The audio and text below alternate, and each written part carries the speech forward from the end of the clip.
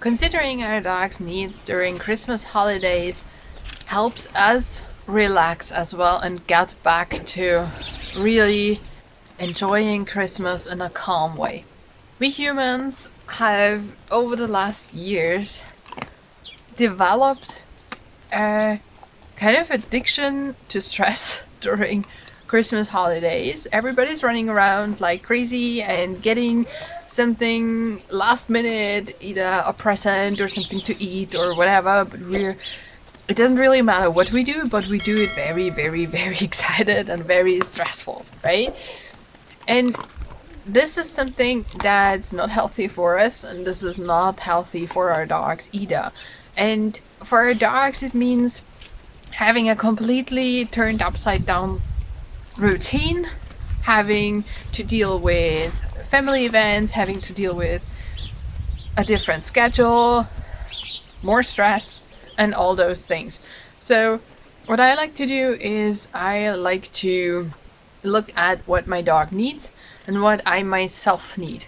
And those things align really well usually. So we both like to have more relaxation, more calmness during the holidays, and this is what we try to do.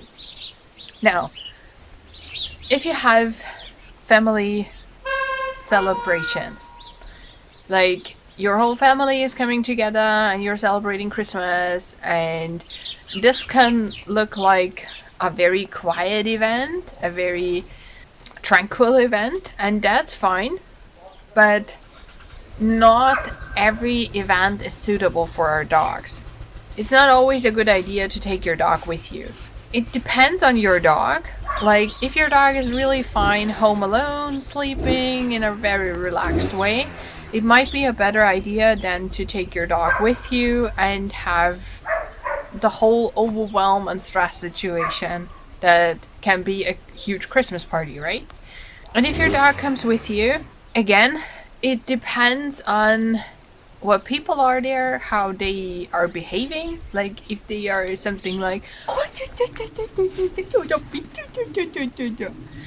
this can be too much for a dog. And even very friendly dogs sometimes get themselves into situations they really aren't comfortable with, they can't handle, and that's stressful and maybe not even necessary. So if you know that your Christmas holidays will turn out like this and the huge party will maybe too much for your dog, maybe it's a better idea to leave your dog at home. Sometimes you'll need a sitter, depending on where you have to go and how long you'll be gone. But if there is absolutely no way you can leave your dog at home, your dog has to come with you, but you're not sure that it isn't going to be overwhelming.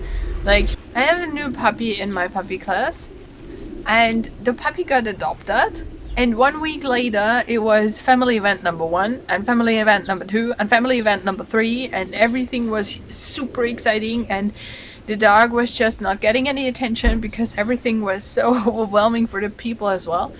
And that's not a good idea, right?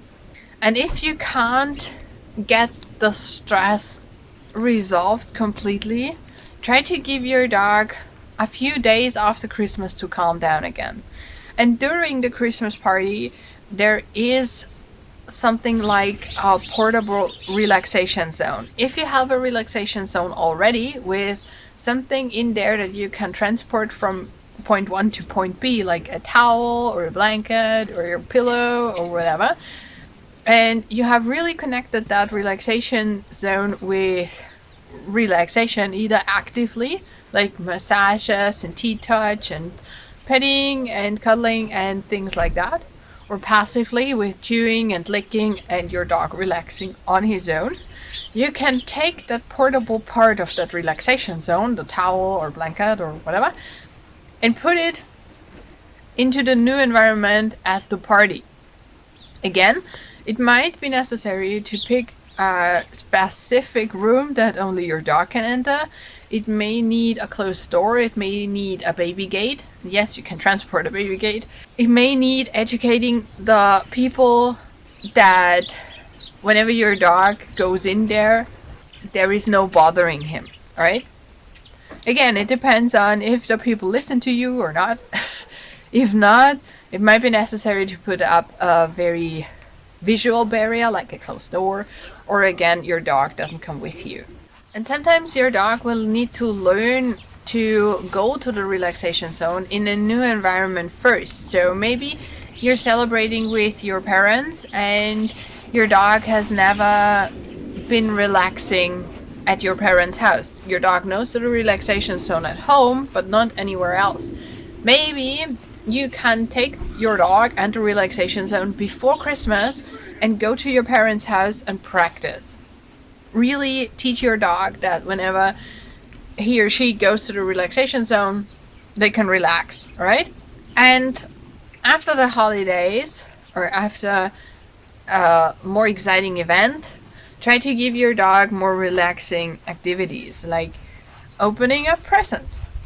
Yes, you can give your dog presents to open up, either with treats inside or toys inside, and that's actually a pretty good idea all year long, but at Christmas is kind of something a lot of people already do, and it's a really, really good idea. Also, of course, chewing and licking and things like that. Everything that we do during the year to relax our dogs, we can do on Christmas as well, right?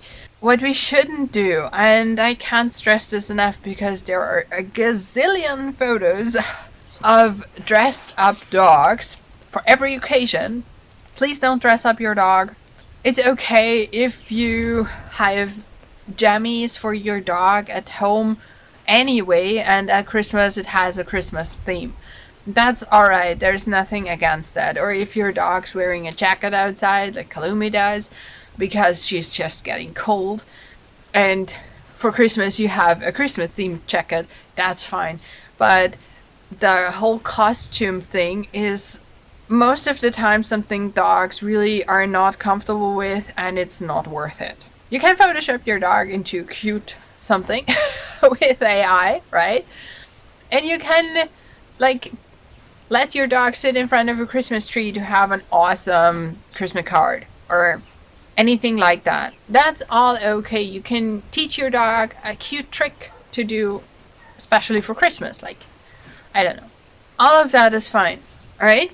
And to sum it up, try to relax a little bit around Christmas. Alright? It's supposed to be the end of the year, a time where nature calms down and gets covered by a blanket, and we can do the same, and it helps us and our dogs to relax a little bit. And a last warning I want to add to this. Please be careful with toxic things. On Christmas we have a lot of food standing around. Very often the food is not guarded because we are celebrating at people's houses who don't know that dogs might steal stuff.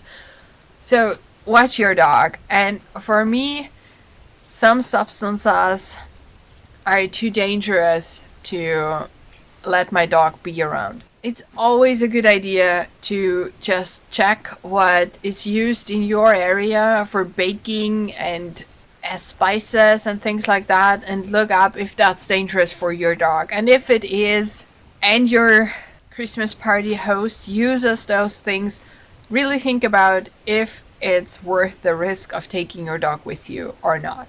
And if you want to know what you can do with your dog for winter walks in general, click this video.